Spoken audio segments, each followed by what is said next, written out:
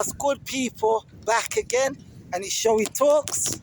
You know how we do it today. Got another special guest with me. Goes by the name of Ozzy. What's that? What are you? You alright? Yeah, it's just one of my friends who grew up around the area and stuff. So just trying to get a story and see how he feels about it. So tell me a little bit, about yourself, Ozzy, and growing up in Handsworth. Well, I grew up mostly around Winston Green side, younger, like primary school life, went to Grove Lane, then went a bit more distant after that for secondary school, Lordswood Boys, Bearwood side, and then college, Southend City, in town, Digbeth, learned performing arts.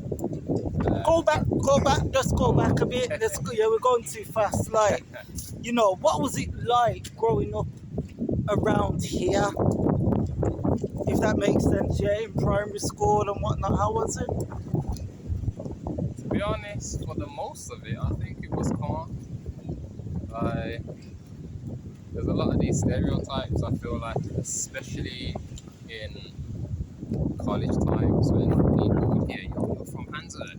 Like, Yes. I literally remember hearing a comment from a girl one time, one of a friend in the same course as me, when they found out what ends I was from. She genuinely replied, like, you're from Handsworth. Don't people die every day around there? Like, Hearing that people doesn't it happen everywhere? Sorry, and how old was you at this time? Wouldn't be able to tell you, I'm whack of age remembering stuff. But was you- College was- time, so teens.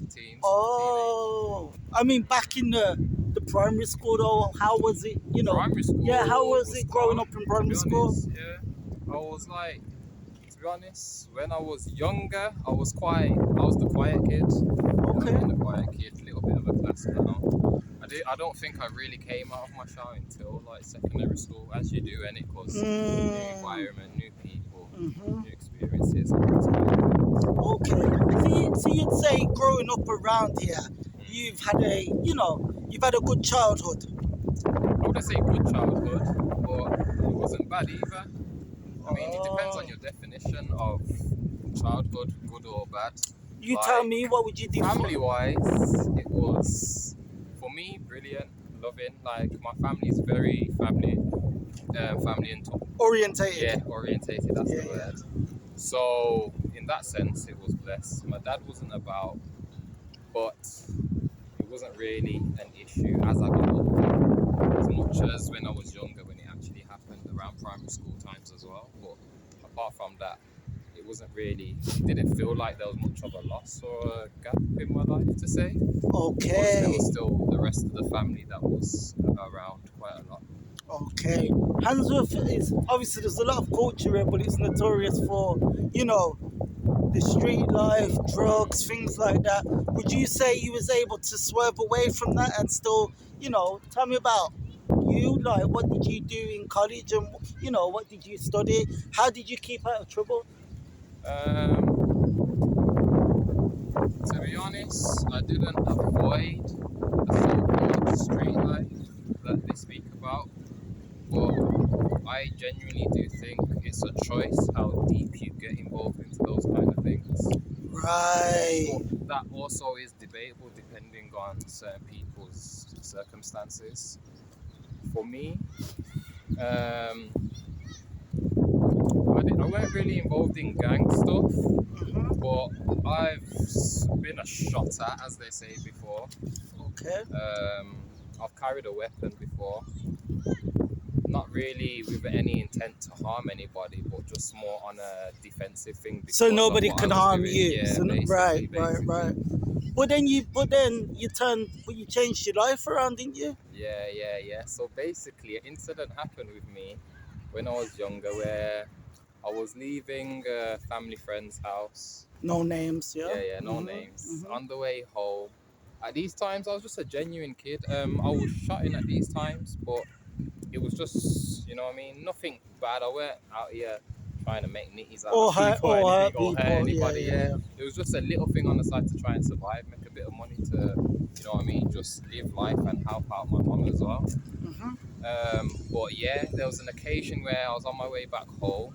I got caught in this park Oh, at the how other ironic. side of Handsworth Park in the cemetery, Okay. because when it at them times when it got late, the gates would close, but there was a little wall in the cemetery that you could hop to get out of the park if you knew where it was. Okay. So by there, I got caught by police. Wrong place, wrong time. Mm-hmm. They were looking for some youth that apparently been vandalizing the tombstones in the area. I was just on my way home. God don't like ugly, man. I got caught with a knife and some marijuana. Right? I got probation, but it got cut short for good behaviour.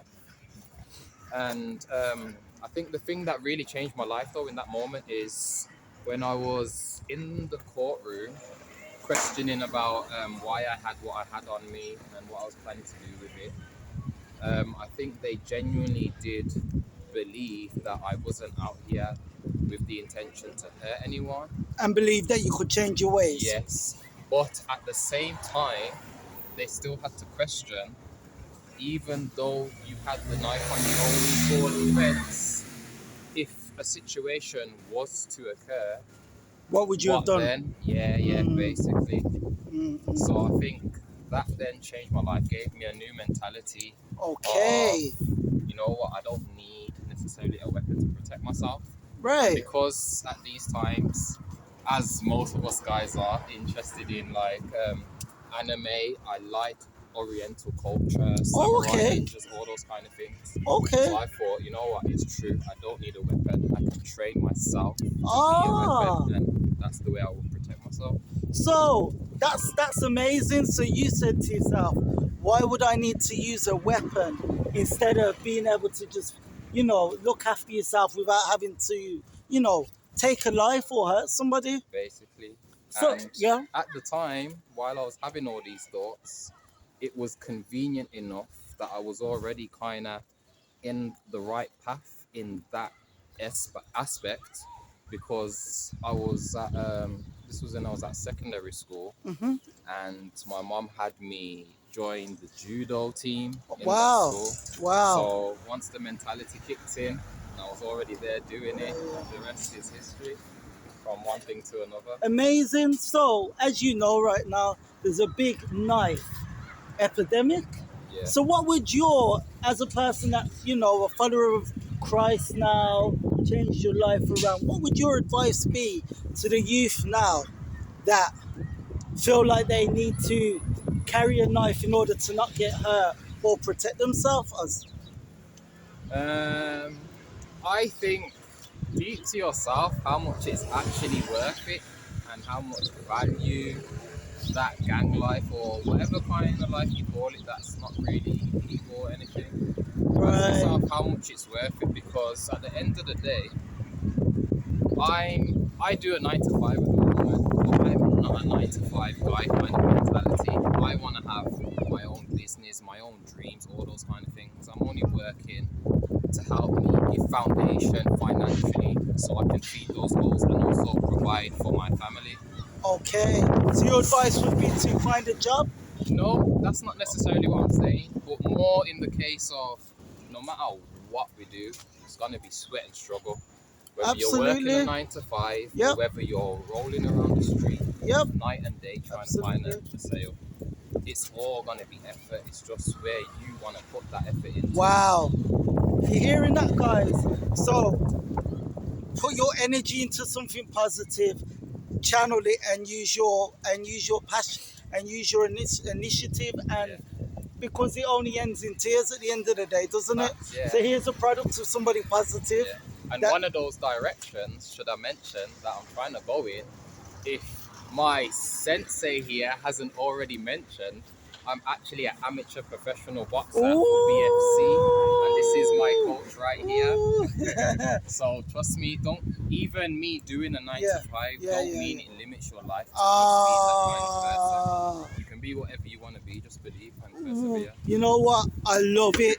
Are you on any socials? Can anyone find you on any Not socials? at the moment, because But when you- socials is drama for me. But when he does, But when I do, yeah, professional, all that and stuff. I'll put his handle in the description. Yeah.